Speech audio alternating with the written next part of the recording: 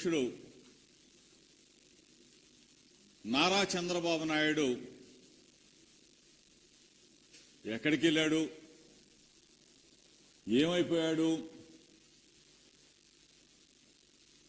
ఏ దేశానికి పారిపోయాడనేది పెద్ద question mark. జనానికి తెలియదనుకుంటే, తెలుగుదేశం పార్టీ నాయకులకే తెలియదనుకుంటే, తెలుగుదేశంలో కరుడు కట్టిన చంద్రబాబు నాయుడు తొత్తులకు కూడా పాపం చంద్రబాబు నాయుడు ఎక్కడికి వెళ్ళాడు, ఏ దేశం పోయాడు, ఎక్కడికి పారిపోయాడు, ఒక పెద్ద క్వశ్చన్ మార్క్. అసలు ఎవరికి తెలిసినా తెలియకపోయినా కానీ ఈనాడుకు తెలియాల. ఆంధ్రజ్యోతి రాధాకృష్ణ కన్నా తెలియాలి వీళ్ళిద్దరికి. తీరా చూస్తే వాళ్ళు కూడా క్వశ్చన్ మార్కే. ఈనాడు చంద్రబాబు నాయుడు విదేశీ పర్యటన ఎక్కడికి వెళ్ళాడో తెలీదు. విదేశీ పర్యటనకి వెళ్ళాడు,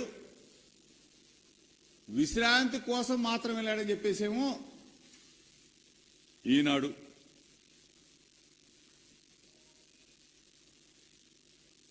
వైద్య పరీక్షల కోసం అమెరికాకు పోయాడని చెప్పేసేమో ఆంధ్రజ్యోతి రాధాకృష్ణ. ఈ రెండు పేపర్ల మధ్య, అంటే చంద్రబాబు నాయుడికి రైటు, చంద్రబాబు నాయుడికి లెఫ్ట్ ఉన్న ఈ రెండు పేపర్లు, రెండు ఎల్లో మీడియాల మధ్య సఖ్యత లేదు. అంటే వీళ్ళిద్దరికే తెలియకుండా చంద్రబాబు నాయుడు ఎక్కడ పారిపోయాడు? అసలు వీళ్ళిద్దరికి చెప్పకుండా చంద్రబాబు నాయుడు ఏ దేశం పోయాడు, ఎక్కడ దాక్కున్నాడు లేదు. దోచేసిన డబ్బంతా కూడా, కొట్టేసిన డబ్బంతా కూడా దుబాయ్లో దాయడానికి పోయాడా? ఎక్కడికి వెళ్ళాడు? ఈ పరిస్థితుల్లో చంద్రబాబు నాయుడే కనపడకుండా పోతే తెలుగుదేశం పార్టీ అడ్రస్ గల్లంతా. అవునా కదా? తెలుగుదేశం పార్టీ అడ్రస్ గల్లంతు, తెలుగుదేశం పార్టీ నాయకుల నోటికి తాళాలు. మొన్నటిదాగేనేమో వీరంగం సృష్టించారు. కూటమి వచ్చేస్తుంది, కూటమి వచ్చేస్తుంది. ఇప్పుడేమో కుప్పగూలిపోయారు. కూటమి లేదు,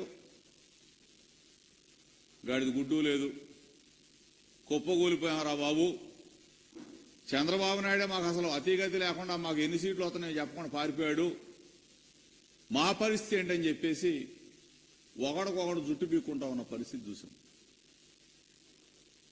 ఏదైనా రాజకీయం చేస్తే, ఏదైనా ఎన్నిక చేస్తే విలువ ఉండాలా, విశ్వసనీయత ఉండాలా. మా లీడర్ ఉన్నాడు, దమ్ముగా ధైర్యంగా పలానా చోటకి వెళ్తాం, అది మా క్యారెక్టర్.